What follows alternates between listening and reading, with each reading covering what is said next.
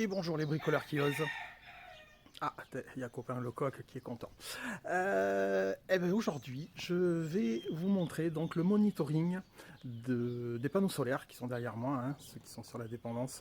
Voilà, je vais vous montrer un petit peu déjà comment on les connecte au Wi-Fi de la maison, puisque pour pouvoir les monitorer, il faut qu'ils soient connectés à notre box internet. Et donc pour ça, eh bien, on va aller dans les paramètres, aller chercher le DUT, lui dire que mon Wi-Fi il s'appelle comme ça. Allez, je vous montre tout ça, c'est parti. Nous voilà sur le Play Store. Donc là, en recherche, nous allons mettre OiMiles. Hop, voilà. Donc là, il nous présente plusieurs choses. Celui qui nous intéresse, c'est S-Miles N2R. Donc vous voyez comment il est déjà installé. Donc vous cliquez dessus, vous l'installez, vous l'ouvrez. Vous allez arriver ici, où vous allez avoir la possibilité, alors ça dépend de est-ce que vous allez vouloir monitorer vos panneaux solaires avec l'application S-Mile Cloud. Si c'est le cas, vous allez être obligé de demander au vendeur qui vous a vendu les micro-onduleurs de vous ouvrir un compte avec les numéros de série des DTU chez S-Mile Cloud. Voilà, c'est une petite particularité, c'est que pour pouvoir y accéder, il faut qu'ils ouvrent un compte à votre nom. Donc voilà. Sinon, si ça ne vous intéresse pas, vous cliquez sur pas de compte. Et ça va vous permettre de pouvoir connecter les DTU au Wi-Fi de votre box. Voilà. C'est une petite particularité. Donc moi, ils m'ont ouvert un compte.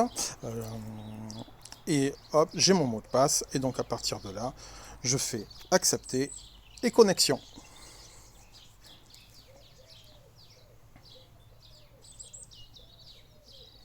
Nous voilà sur l'application S-Mile. Là aujourd'hui, on peut voir que voilà, ma production actuelle est de 135 watts avec deux micro-onduleurs. On a une capacité en haut à gauche de 2 kW. On voit en bas un petit peu le rappel de la production journalière d'aujourd'hui. Donc j'ai produit 8,64 kWh. Ce mois-ci, donc on voit tout en haut et on a la date, hein, nous sommes le 15 mars. Donc j'ai produit 60,74 kWh. Et depuis que ma centrale, ils appellent la centrale solaire, eux, les deux micro-onduleurs, avec les 4 panneaux de 500 watts, donc j'ai déjà produit, depuis que c'est installé, 1,72 MWh. Bon, pour pouvoir connecter donc ce nouveau micro-onduleur, on va cliquer sur le petit icône du bonhomme en haut à gauche, ici. On va aller sur configuration réseau. Et ici, micro-onduleur. Voilà, le téléphone n'est pas connecté au DTU. Veuillez d'abord vous connecter. Alors, nous voici donc sur la page des paramètres de votre Wi-Fi, de votre téléphone. Donc, nous, celui qui nous intéresse, c'est le DTU CAD6F. Donc, c'est celui-ci. Hop.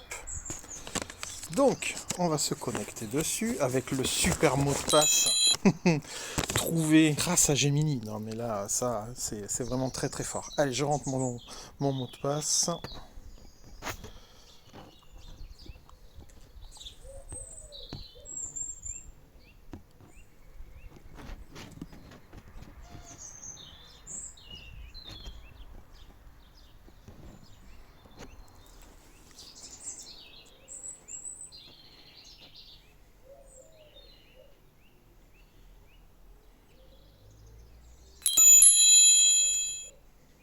Donc là, ce qu'il faut faire là, c'est vraiment répondre oui.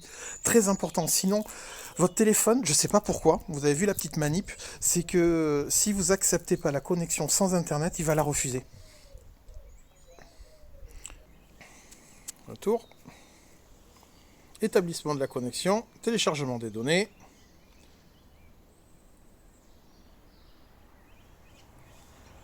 Ah, échec de la connexion. Reconfigurer. Donc là, on va choisir notre Wi-Fi. Donc là, par contre, petite particularité, il faut que ça soit un 2,4 GHz, votre Wi-Fi. Hein. Là.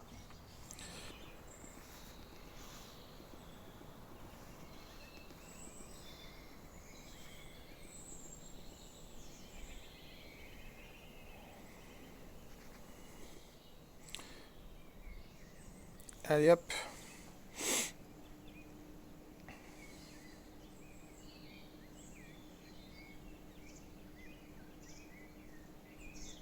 Donc ça c'est super important, hein. Il faut que là où Pardon. Il faut que là où vous avez votre micro-onduleur, votre téléphone capte bien le Wi-Fi. Donc s'il faut mettre un répéteur Wi-Fi, ben mettez un répéteur Wi-Fi, hein. Voilà, moi j'en ai un pas loin, je sais que ça fonctionne, il n'y a pas de souci. Allez hop, terminé.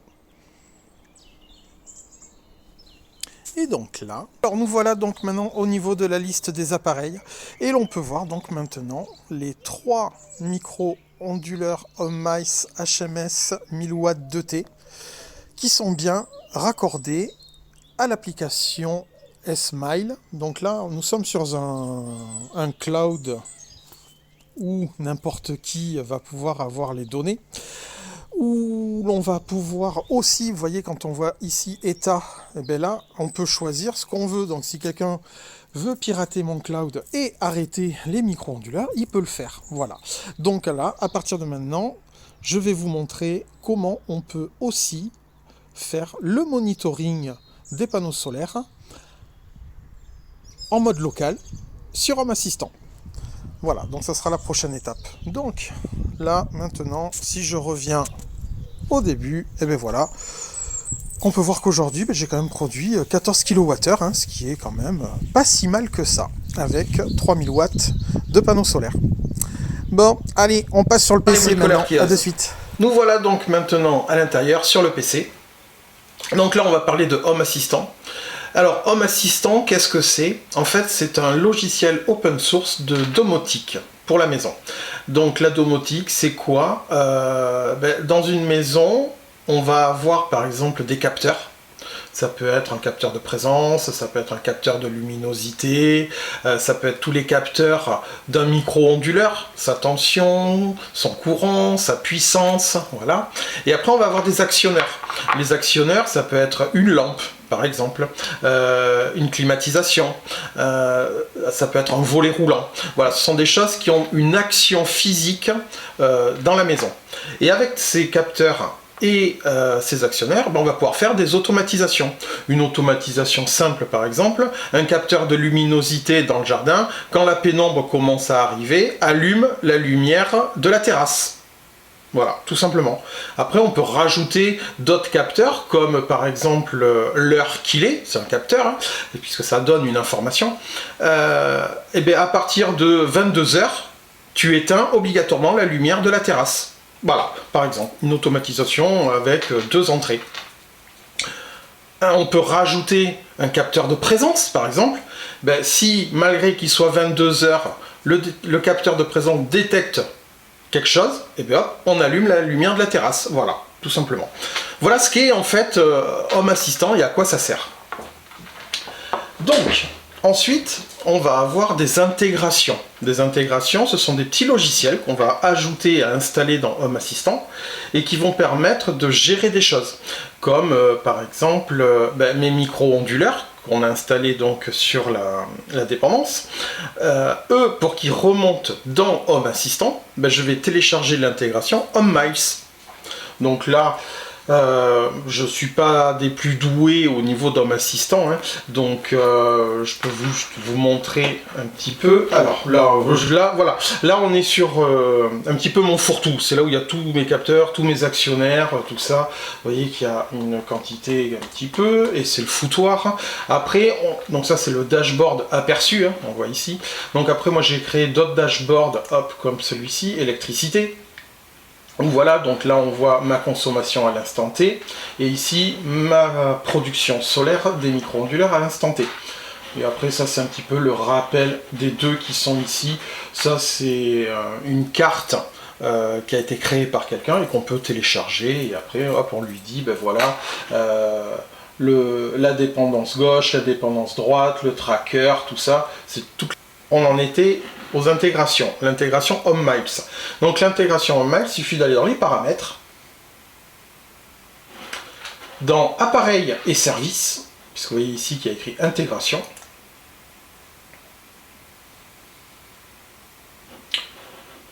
Ensuite, ici, ça c'est ce qui me resterait si je veux installer. Et enfin, ici, nous avons l'intégration Home Miles avec 6 appareils. Alors 6 appareils, c'est pas réellement vrai, mais si en même temps.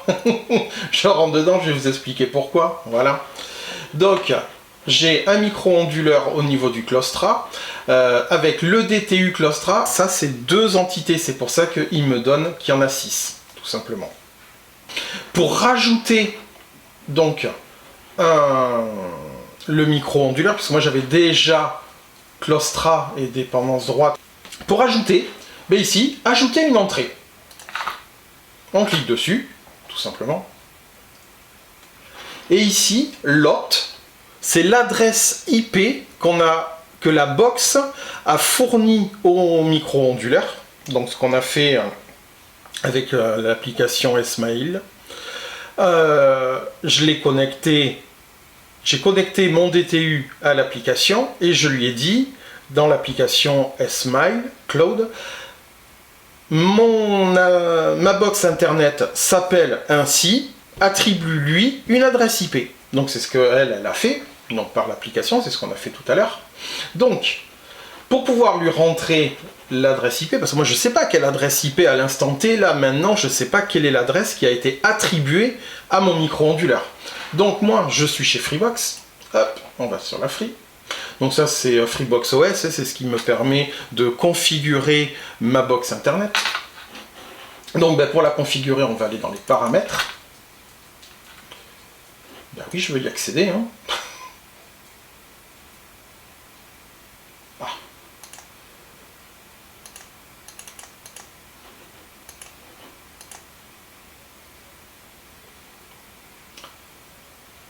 Allez, fouette cocher.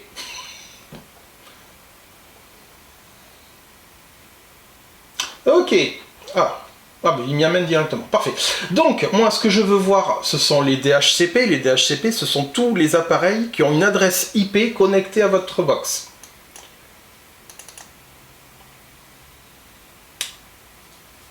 Donc, dans les baux actifs, les baux, ce sont les locations, en fait, un bot. Donc, ben là, vous voyez tous les appareils qui sont connectés à ma box. Donc, je vais chercher le DTU que j'ai renseigné. Hop, le voilà.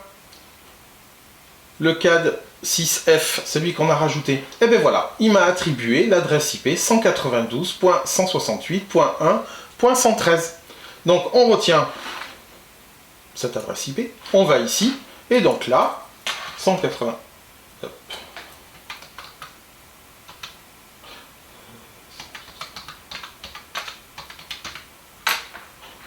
Et ici, alors là, 35, c'est les secondes où le Home Miles va renvoyer des informations à Home Assistant.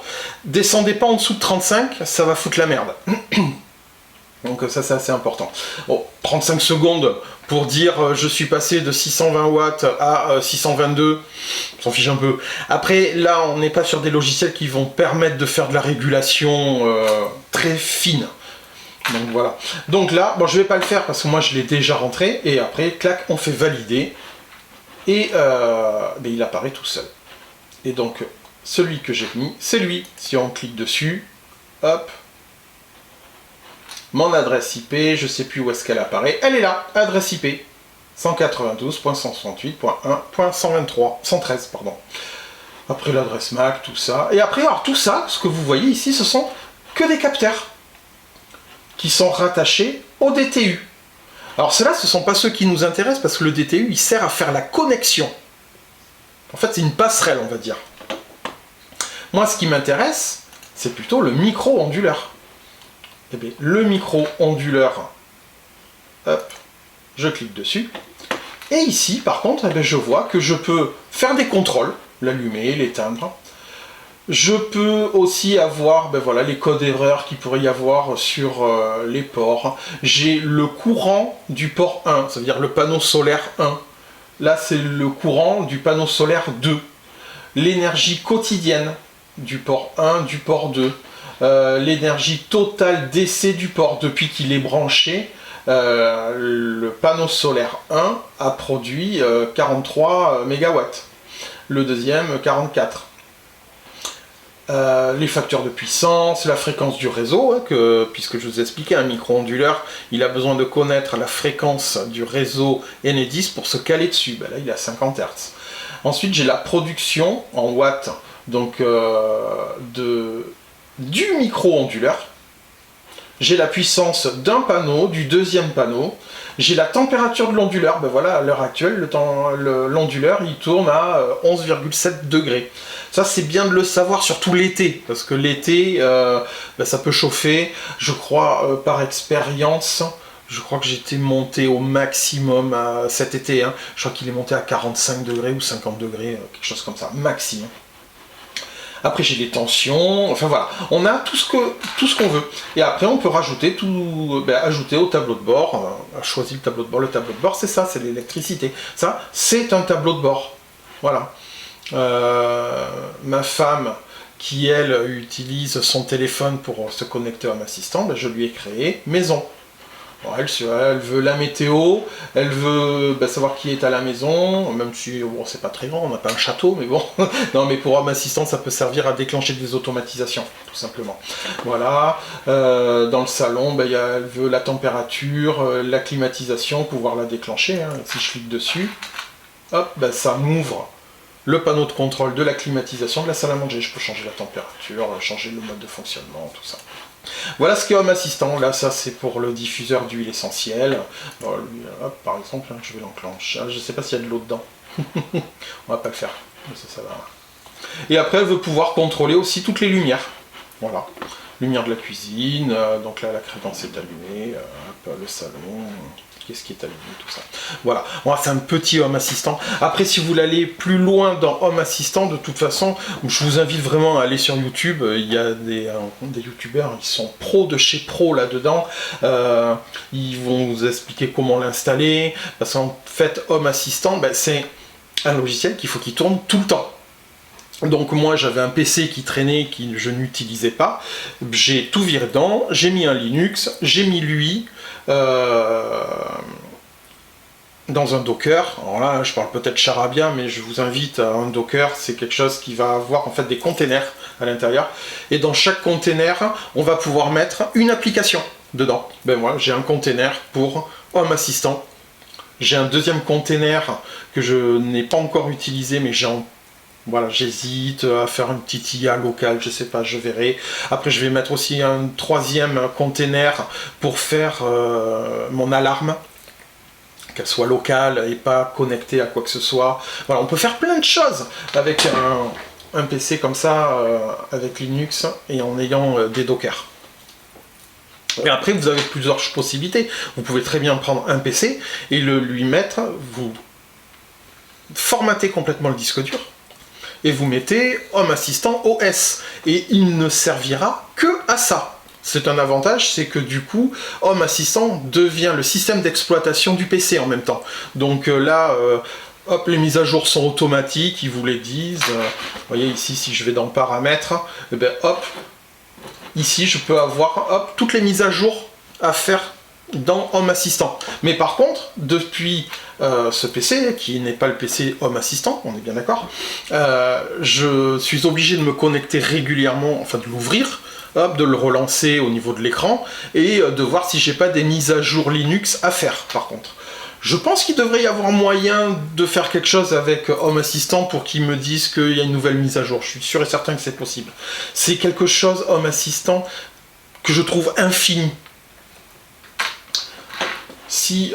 Infini, parce que je me perds un peu dans tout ça, hein, mais en fait il y a quelque chose qui s'appelle HACS, et HACS en fait c'est une communauté de développeurs qui créent des intégrations pour Home Assistant. Alors elles n'appartiennent pas à Home Assistant comme certaines, parce que certaines intégrations, elles, sont conçues par Home Assistant. C'est celle qu'on va trouver dans... Je crois que c'est dans ça. Ajouter une intégration. Donc là, si je ne me trompe pas, ce sont toutes les intégrations. Alors, je vais faire défiler un peu vite parce qu'il y en a tellement. Et après, voilà. Enfin, vous voyez que chaque ligne, c'est une intégration. Mon curseur, il n'est même pas au tiers. de la barre. Regardez ça. C'est voilà. Bon, mais ça, ce sont que des intégrations qui appartiennent à Home Assistant. À côté de ça, donc comme je vous disais, on a HACS. Alors, hop, on va fermer ça. HACS ici. Là, ce sont donc des intégrations qui ont été faites par des développeurs externes à Home Assistant. Et là aussi, il n'y a pas de filtre, ça tombe bien, mais regardez, voilà. J'ai mon curseur, il est là. Il faut qu'il aille jusque là. Et en plus de ça, comme si ça suffisait pas, on va avoir des dépôts GitHub. Les dépôts GitHub, ben ici par exemple, clac, je clique ici. Dépôt personnalisé. Et là, je vais taper directement le dépôt dans GitHub où se trouve l'intégration qui a été créée par un développeur. Voilà. Donc là aussi, c'est encore quelque chose, c'est infini. Home Assistant, c'est infini. Les possibilités qu'il y a. Donc voilà. Donc pour revenir à électricité, donc on a installé donc. Maintenant, j'ai mes 3 micro-onduleurs qui sont reconnus dans Home Assistant, puisque je leur ai donné l'adresse IP à l'application HomeMiles. La jauge, voilà, c'est ça que je voulais vous montrer. C'est bien, ouais, j'ai rentré le truc, mais comment... En fait, ici, dans un tableau de bord, on peut créer... Ben, regardez, si, je viens là. Modifier. Donc là, je modifie le tableau de bord que j'ai créé, qui s'appelle électricité. Bon, mais si je veux rajouter une jauge, comme j'ai fait là, ben, je clique sur le plus ici. J'ai des problèmes de souris. Voilà. Et donc là, dans mon tableau de bord, je peux ajouter plein de choses. Ben, il peut me proposer un bouton, un marche-arrêt, quel capteur je veux rajouter. Moi, ce que je veux, c'est la jauge. Vous voyez, on peut rajouter plein de choses. Les pièces, les entités. Hop, ici, c'est par rapport au... parce qu'en fait, c'est le dernier que j'ai créé avec le diffuseur, donc il nous garde ça. On peut mettre une horloge dans le tableau de bord. Hop, moi, je veux la jauge. Alors, je l'ai dépassé, bien sûr. Jauge, hop là, là, voilà. Je clique dessus. Il me dit quel capteur je veux utiliser. Alors, on va pas prendre celui-là, on va prendre un capteur. Alors, qu'est-ce que je veux vous voyez, je peux prendre n'importe lequel. Qu'est-ce que je pourrais... Voilà, ah ben voilà, par exemple, je veux connaître la température, je veux afficher sur mon tableau de bord la température du micro-onduleur dépendance gauche. Je clique dessus. Je veux, avec une aiguille, c'est plus joli. On va dire que le minimum, on va le mettre à -10. On va dire que le maximum qui peut monter, c'est 70 degrés. On va définir une sévérité. On va dire que jusqu'à...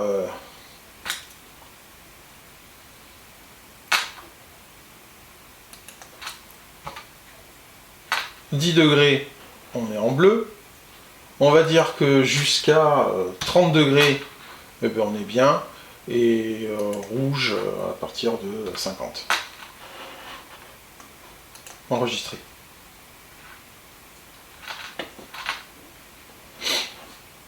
Hop, le voilà. Bon là, il est un peu grand, je voudrais qu'il aille ici. Donc là, hop, on va le modifier. On va dans mise en page. Ça, c'est super bien. Allez hop, je veux qu'il fasse juste comme ça, un peu petit là.